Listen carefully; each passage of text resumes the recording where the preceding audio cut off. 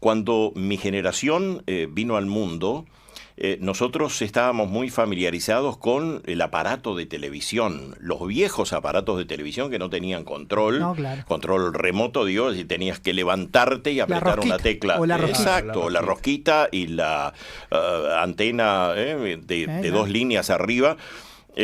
Realmente estábamos familiarizados y nuestros abuelos en aquel momento miraban aquello como un objeto alienígena, ¿no? Venido desde el espacio exterior. Y yo creo que, salvando las distancias, sucede un poco con toda esta nueva parafernalia tecnológica, ¿no? Las generaciones van asumiendo el avance tecnológico casi por ósmosis, no por instinto, por cuestión natural. Y los que nos vamos quedando atrás, se nos hace dificultoso a veces. Pero, bueno, la familiaridad, porque sabemos que son herramientas súper importantes, ¿no? Porque además me parece a mí, ¿no?, que con esas camaritas la idea es llegar a personas que ya no prenden la radio. Claro. Claro, ¿No? exacto. A otras Sí, generaciones. sí, totalmente. Es que, a ver, si uno consulta a quienes son los gurúes de las formas de comunicarnos, te dicen que la radio tal cual la concebimos hoy es un animalito en vías de extinción. Lo que vendrá no está muy claro, pero sí está claro que la forma de hacer radio, y estoy hablando de aquí para atrás, en los últimos tiempos, no va a Uruguay TV, la primera estoy cantando muy mal, pero estoy tratando de recordar la primera televisora del interior, que, bueno, de los Romay, de la familia Romay, que además eran dueños de la estancia Nueva Melem, departamento de Río Negro.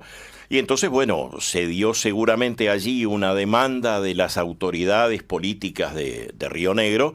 Le dijeron: Romay, ¿por qué no hay un canal aquí? Bueno, digo, era sencillo, relativamente sencillo para la gente de Canal 4. Y se instaló entonces el Canal 12 de Fraiventos, que hay algunas anécdotas interesantísimas.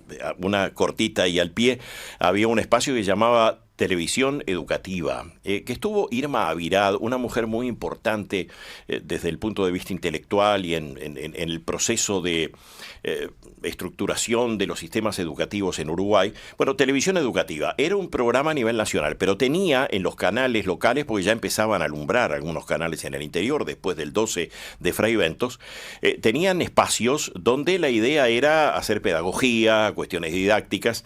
Y una tarde un profesor del liceo, que además era doctor, el doctor Jorge Prado Torterolo, estaba dando una clase magistral sobre el clima. Fíjate vos, en aquel momento el tema clima, las lluvias, la relación con la naturaleza, el campo, los ciclos de cultivos, y de repente entra al estudio del canal, que estaba, la planta de transmisión estaba en pleno campo, en zona suburbana, entra una vaca.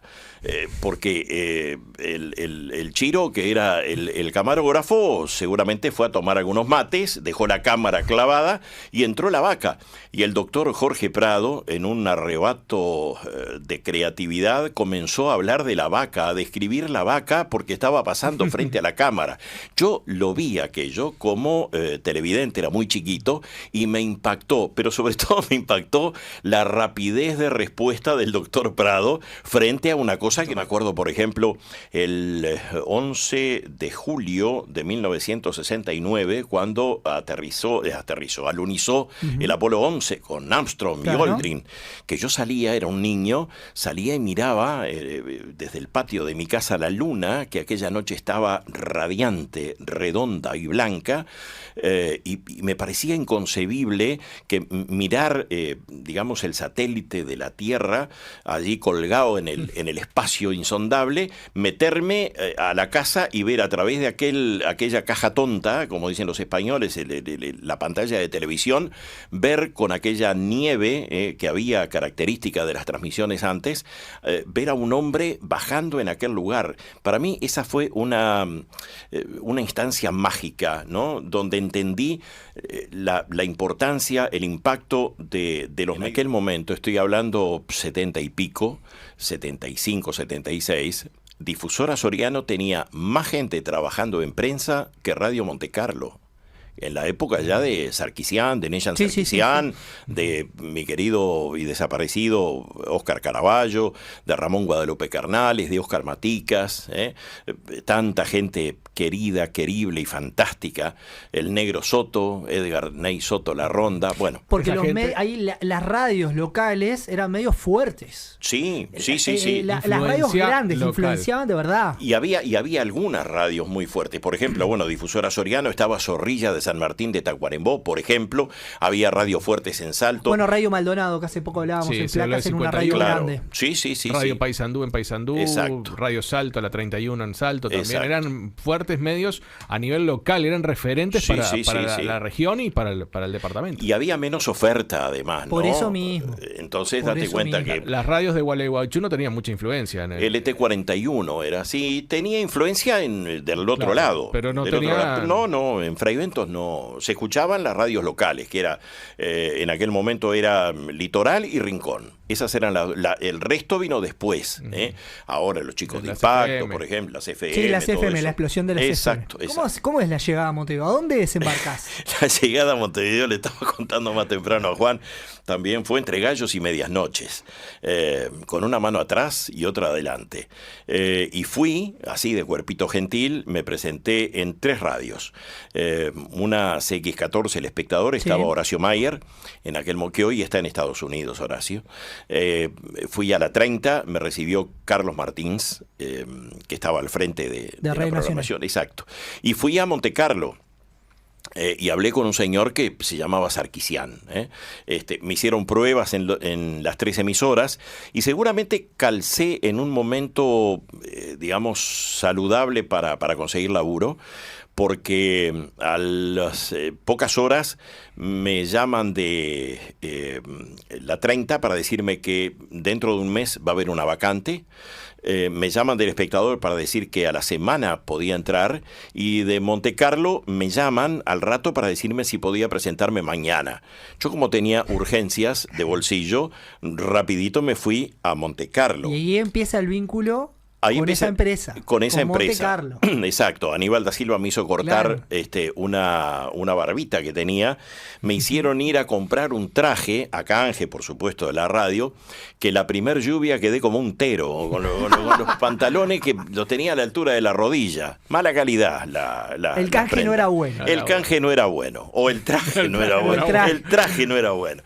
Pero digo esto con mucho cariño y con mucho afecto por esa gente tan querida, que entendía la radio como una cosa muy seria. Realmente era un compromiso vital de muchos, y yo lo añoro, ¿sabes?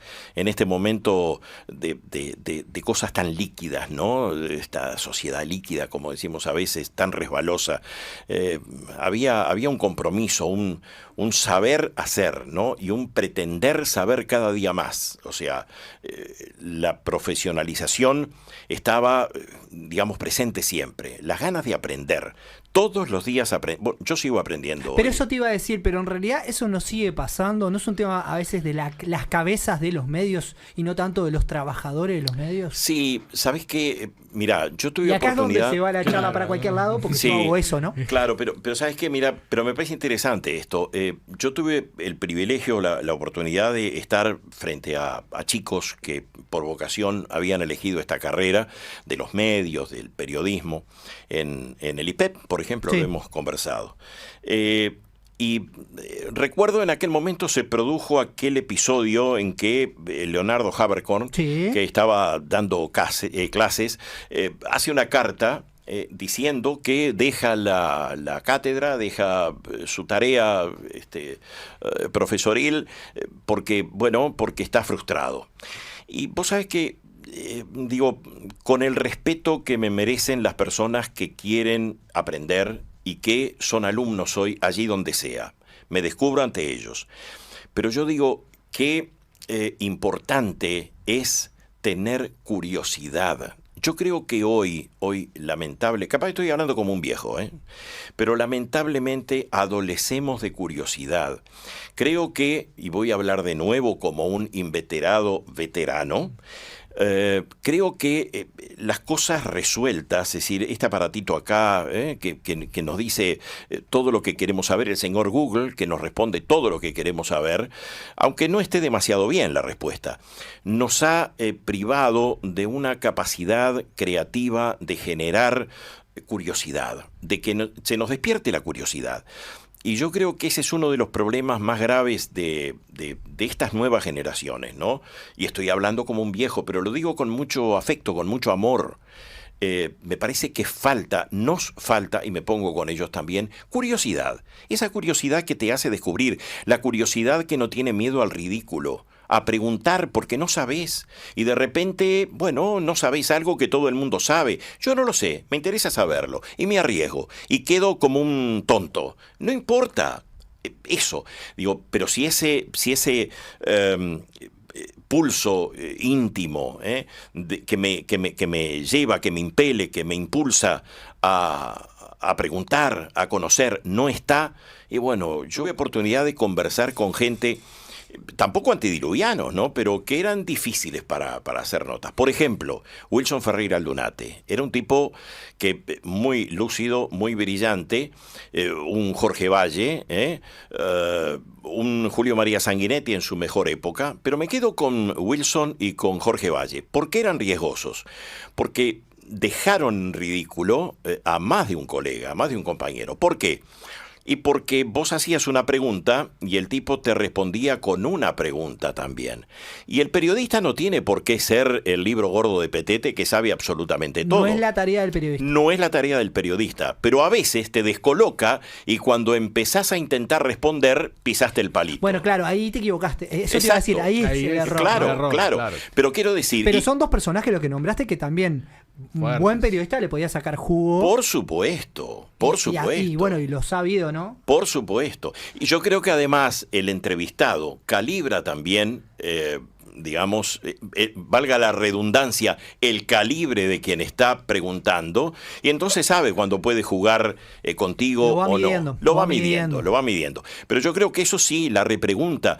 ¿Y qué es lo que pasa? Cuando vos estás como espectador, sea televisión, radio, cualquier medio, y sentís que tiene que meterle la pregunta, pero no para hacerle daño, sino para conocer, porque lo que ha dicho el dirigente, el político, sea del palo que sea, no te satisface o no cierra. O es la pregunta que en realidad vos pensás que en la casa se están haciendo. Claro, por eso te digo. Esta pregunta no puedo dejar de hacerla como porque oyente. Te pido disculpas, pero la tengo que hacer. Claro, y terminás, voy a emplear un término muy grosero, terminás puteando al periodista, al colega, al amable, querido y entrañable colega, porque, hermano, preguntale esto. Claro. Pero no porque vos seas una luminaria, sino porque hay una lógica básica que determinaría esa repregunta. No sucede. No podés no preguntarle eso, totalmente. Exacto. Pará, Daniel, porque hablando de preguntas... Aclaro antes que sigas que yo he metido la pata 1000 veces y no he repreguntado por la duda, ¿no? Porque si no parece desde el Olimpo. Estamos teorizando.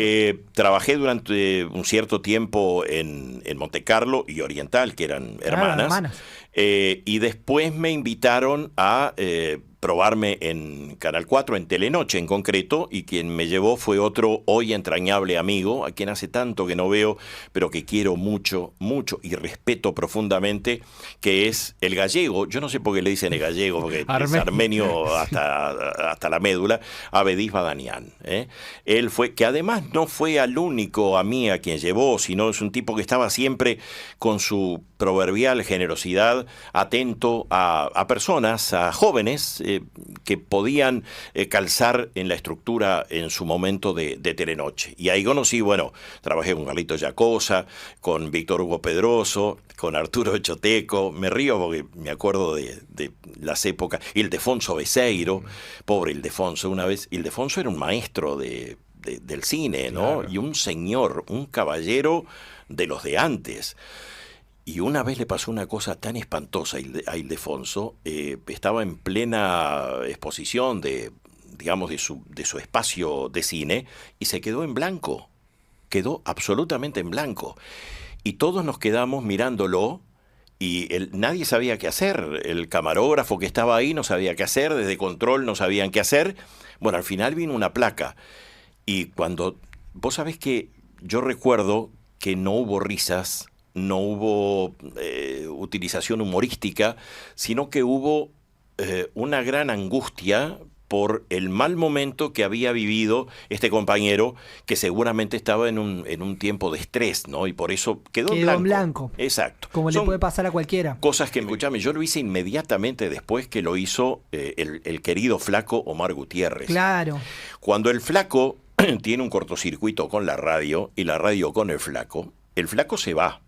Entonces a mí me llama Aníbal da Silva, que todavía estaba, y me dice, Daniel, vení que quiero hablar contigo. Bueno, y me ofrece hacer el tren de la noche. Yo dije, tomar este hierro caliente que era el espacio del tren de la noche después que lo había hecho el flaco, que tenía predicamento, tenía carisma, y era un momento político muy delicado, muy delicado. Estábamos dejando atrás la dictadura y estábamos vacilantemente encaminándonos a, recuperar los derechos, ¿no? La democracia. Entonces dije, si se va el flaco, yo voy a ser el facho de turno. Claro, hermano. Iba a ser crucificado. Claro. Entonces lo que dije fue, a ver, yo quiero hacerlo, porque además, honestamente, yo era muy amigo del flaco, no quería que el tren de la noche perdiera ciertas identidades, ciertas maneras de hacer. Entonces tenía un mobilero que era de apellido Cedrés, no me acuerdo el nombre de él, pero Cedrés, era un loco de la guerra. Entonces le dije, espera, le dije que yo voy a hacer un contacto. Fui y hablé con el flaco. Antes que nada, le comenté a él que me habían ofrecido el espacio. Me dijo, dale, agarrá. Me dice, él hacía El Búho en CX30, en Radio Nacional. Después que deja Monte Carlo, pasa después a que hacer la deja el tren de la madrugada noche, en Radio Nacional. Hace la madrugada, que hay episodios además antológicos de eso. Y es para un libro la relación entre Romay y Omar Gutiérrez, ¿no? Sí. Tremendo. De amor-odio. Pero pará, que Esa fue. cortita y al pie. Vieron que yo le dije no nos iba a dar, que nos quedan 10 minutos, ¿no? Cortita Dale. y al pie. Entonces, arranco el tren de la noche y Cedrés va a los estudios de CX30. Entonces arranco el tren de la noche y dije, vamos a recibir con mucha calidez a un entrañable amigo, un gran profesional, Omar Gutiérrez, que está en otra emisora. Omar, ¿cómo andás por ahí? Hola, ¿qué tal? ¿Cómo estás? Y esto y que el otro. Más de media hora hablando. Un dúplex entre Monte Carlo y Radio Nacional. Exacto. ¿No? Saliendo él por Monte Carlo, claro, y yo por la 30. Entonces, quien estaba de operador esa noche era José Valentín Domínguez, el Potrillo Domínguez, que después se fue para Estados Unidos. Gran tipo. Entonces me hacía así, seña de mano en el cuello. Era Daniel Romay. Lo voy a contar porque digo. Sí. Caducar. Sí. Ya caducó. Ya se puede. Información que se puede liberar. Pará, primer programa tuyo, haciendo el tren. Claro. Había una llamada. Claro. Y termino el contacto con el flaco, que me da su bendición, su pa' adelante, y yo también para él, y nos vamos a abrazar, y cuando salgo de acá, nos encontramos en el boliche y tomamos un café. Terminó eso, va, no me acuerdo si la tanda, la música, y me dice el Potrillo, me dice, Domínguez, ahí tenés llamada, me dice en prensa, que era donde estaban los teléfonos. Voy y era Daniel Romay. Y me dice, ¿qué me hace? ¿Qué pasó, Daniel? Pero dice, con este señor, dice, la radio no tiene ningún vínculo, dice, ya no está trabajando con nosotros. ¿A qué señor se refiere? Usted sabe a qué señor me refiere, con el que estuvo hablando hasta ahora. Bueno, me pasó una capina muy dura, y yo escuché estoicamente, y le dije, si usted quiere, yo digo ya. Yo ya me retiro. No digo nada al aire, se termina aquí. No, entonces le digo, ¿para qué me llama? Mire, le digo, yo ahí me afirmé. Cuando no me sentía afuera, claro, me afirmé. Cuando te dio el espacio. Exacto. Y le dije, usted lo que pasa es que tiene un pensamiento bastante retrógrado, le dije, porque se fija solo con que el señor Gutiérrez salió por Monte Carlo y no piensa que yo, que soy de aquí, salí por allá. Ay, no entiendo, me dijo, me entrevera. Le digo que estuvimos en dúplex, que al fin y al cabo lo hicimos los dos al mismo tiempo. Bueno, dice, sí. Y le digo, ¿y cuál es el problema? Le digo, ¿sabe lo que pasa? Y ahí se lo dije. ¿Sabe lo que pasa? Le dije, yo no quiero cargar con la brasa de que después me digan que yo soy el que vengo a sacar las castañas del fuego porque usted echó a Omar Gutiérrez porque el tipo es progresista. Silencio del otro lado. Me dice, bueno, me dice, y ahí me afirmé del todo y le dije, Daniel, le dije, buenas noches, que descanse. Y la próxima vez que me llame, que sea por algo importante. Vos sabés que y yo digo, a la distancia... Empoderadísimo, ¿no? Lo valoro y lo respeto a Daniel, porque me pudo haber echado al diablo perfectamente, tenía todos los argumentos, sin embargo, respetuosamente colgó el teléfono. Al día siguiente... Eso te iba a preguntar, ¿qué pasó el otro día? Al día siguiente nos encontramos y me dijo sencillamente, buen día. Lo que para mí fue muy importante, porque buen día. Es decir, sentí que no había rencores, dio vuelta a la página, ni resabios, porque fuimos frontales los dos, él en lo suyo y yo en lo mío. En todos lados existe presión, y no solo del poder político, existe presión del poder económico, óigase, empresas. Vos te imaginás, por ejemplo, que haya información, ahora, sin ir más lejos, con el tema de la contaminación. Hay áreas muy sensibles, ANCAP, por ejemplo, UPM. Entonces digo, es delicado el tema. Yo no estoy diciendo que haya presión expresa, pero si yo fuera el gerente general de algunas de esas empresas y el medio en el cual yo estoy poniendo mi publicidad genera... Que a veces no es inocente esa claro, publicidad, ¿no? No, obviamente. No hay inocencia. No, pero está bueno porque capaz que nosotros tres o los que estamos acá lo sabemos. Obviamente. Lo está escuchando, capaz lo está viendo, que no. Obviamente. Lo está viendo, capaz que no. Pero yo no soy conspiranoico, pero me parece que son cosas tan lógicas. Entonces, yo creo que hay mucha presión. Hay presión también, o puede haberla, del movimiento sindical, por ejemplo. Es decir, de todos aquellos que pueden sentirse menoscabados por la versión que estamos dando de determinados hechos. Cuando vos escuchás la radio y decís, pucha, y tenés intereses, ¿no? Intereses, yo no sé llamarlos corporativos, pero intereses económicos, políticos, lo que fuere, y te irrita lo que están diciendo y tenés el poder para llamar a un gerente,